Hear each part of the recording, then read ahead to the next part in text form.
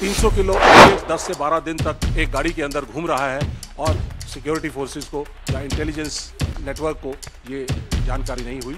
और जो अगर ये जानकारी, पुख्ता जानकारी अगर आगे पास की जाती और इनको मिलिटेंट्स को अगर पकड़ा जाता तो आज ये सभी शहीद जवान हमारे बीच होते। 4 साल बीत चुके हैं एंड सरकार ने अभी तक इसके बारे में कोई जिक्र नहीं किया। 17 लोग इसके अंदर उन्होंने नामित किए, जिनमें से 7 लोगों को मौत के घाट उतारा जा चुका है। कुछ लोग आज भी बाहर घूम रहे हैं।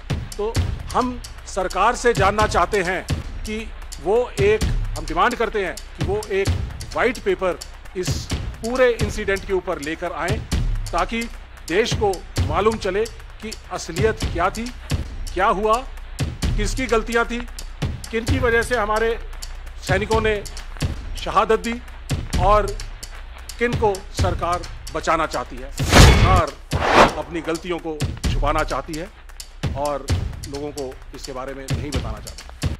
कुछ दिन पहले हमारे जो J&K के कॉन्स्टिट्यूशनल हेड थे, former governor Satyapal Malik ji, Pulwama incident के समय उनकी एक इंटरव्यू आई और उस इंटरव्यू के जरिए उन्होंने पुलवामा में जो घटना घटी, जो हमारे 40 जवान शहीद हुए, उसके बारे में बहुत ही सीरियस सवाल देश के सामने रखे और उन्होंने ये माना कि ये एक बहुत बड़ी इंटेलिजेंस फेलियर हुआ, ऑपरेशनल फेलियर हुआ और इनकॉम्पिटेंस की तरफ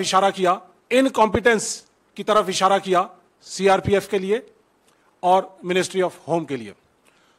उन्होंने ये कहा कि 5 एयरक्राफ्ट की जरूरत थी और उनको एयरक्राफ्ट अगर दिए जाते तो आज ये घटना नहीं घटती और हमारे जो 40 जवान शहीद हुए हैं वो आज हमारे बीच में होते।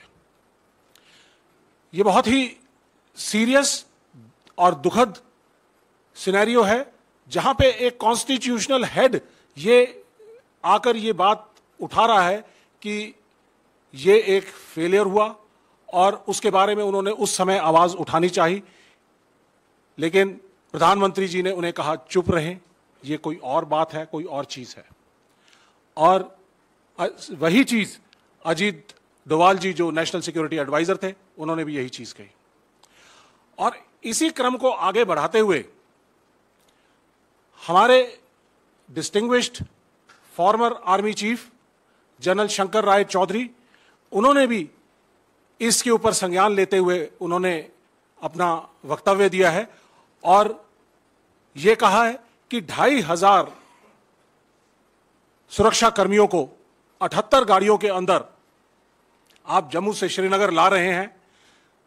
रोड ओपनिंग की ड्रिल है, रोड ओपनिंग पार्टीज होती हैं, कोई भी बड़ी कॉन्वॉय अगर चलती है तो उसके अंदर एंटी आईईडी जैमर्स पहले चलते हैं, रोड की सैनिटाइजेशन की जाती है और जितने भी laterals, arterial roads, link roads, highway को ज्वाइन करते हैं, उन्हें कवर किया जाता है ताकि कोई मिलिटेंट या कोई मिस एडवेंचर एक्टिविटी ना कर सके। और सत्यपाल मलिक जी ने भी ये अपने वक्तव्य में कहा है कि लिंक रोड पर कोई जिप्सी नहीं थी, कोई मैन पावर नहीं थी, कोई डिफेंस फोर्सेस नहीं थी। तो ये एक बहुत ही बड़ी ऑपरेशनल लैप्स है। जनरल शंकर राय चौधरी ने यह कहा कि अगर जहाज सीआरपीएफ को दिए जाते तो आज ये दुर्घटना नहीं घटती। इसके अलावा इंटेलिजेंस की जो इनपुट्स पिछले कुछ 1 महीने से 2 जनवरी से लेके और 13 फरवरी तक लगातार आ रही थी कि कोई भी मिलिटेंट एक्टिविटी हो सकती है, वारदात हो सकती है, सॉफ्ट टारगेट है कॉन्वॉयज, उनके ऊपर मिलिटेंट एक्टिविटी हो सकती है, अटैक हो सकता है, एम्बुश हो सकता है।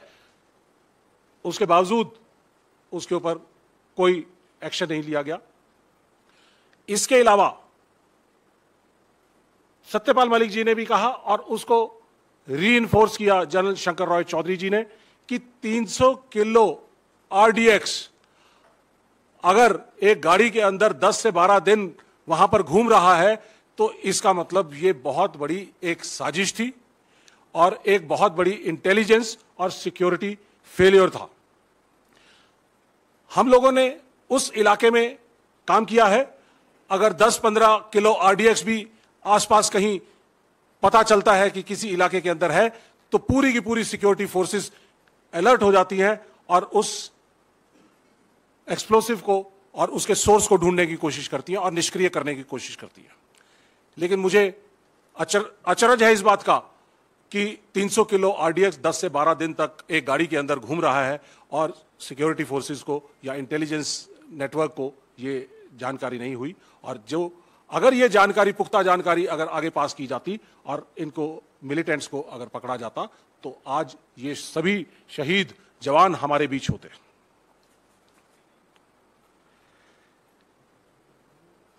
इसके अलावा जनरल शंकर रॉय चौधरी ने बड़े ही वैलिड सवाल पूछे हैं। उन्होंने कहा है, कोट, ये अंग्रेजी में है, the primary responsibility behind the loss of lives in Pulwama rests on the government headed by Prime Minister. And he also says NSA who advised him should also get his share of blame for the intelligence failure. क्या कोई responsibility या accountability इस failure की किसी के ऊपर fix की गई? मिनिस्ट्री ऑफ होम के ऊपर फिक्स की गई, सीआरपीएफ के कमांडर्स के ऊपर फिक्स की गई, या नेशनल सिक्योरिटी एडवाइजर के ऊपर फिक्स की गई? जो बेसिक, जो मूलभूत ढांचा है उसके हिसाब से जो इंटेलिजेंस इनपुट्स देने की जो जिम्मेदारी है आईबी की, रॉ की और इंटेलिजेंस एजेंसीज की, वो नेशनल सिक्योरिटी एडवाइजर के ज्यूरिसडिक्शन के अंदर आता है। और ये पुख्ता सबूत, जो पुख्ता इंफॉर्मेशन है, ये सिक्योरिटी फोर्सेस को क्यों नहीं दी गई? और अगर ये दी जाती तो शायद ये इंसिडेंट नहीं होता। मोटे तौर पे जनरल रॉय चौधरी ने कहा है, फिर दोबारा से मैं उनकी कोट करता हूं, it's a slip up that the government is trying to wash its hands off, कि सरकार अपनी गलतियों को छुपाना चाहती है और लोगों को इसके बारे में नहीं बताना चाहती। ये बहुत ही सीरियस सवाल हैं जो कि सिक्योरिटी एजेंसीज जो वहां पर अपनी जान को जोखिम में डालकर देश की एकता और अखंडता को बचाने के लिए J&K के अंदर और बॉर्डर्स के ऊपर और नॉर्थ ईस्ट के अंदर जो अपनी अनफ्लिंचिंग लॉयल्टीज के साथ वहां पर काम कर रहे हैं, और अगर उनको जो बैकबोन सपोर्ट इंटेलिजेंस नेटवर्क की मिलनी चाहिए, अगर वो ना मिले तो उनके लिए बड़ा ऑपरेट करना बड़ा मुश्किल हो जाएगा। तो इन सब चीजों का संज्ञान और आप लोगों को बताते हुए मैं डिफेंस फ्रेटर्निटी की तरफ से और देश के सैनिकों की तरफ से और देश की तरफ से ये मैं सवाल उठाना चाहता हूं कि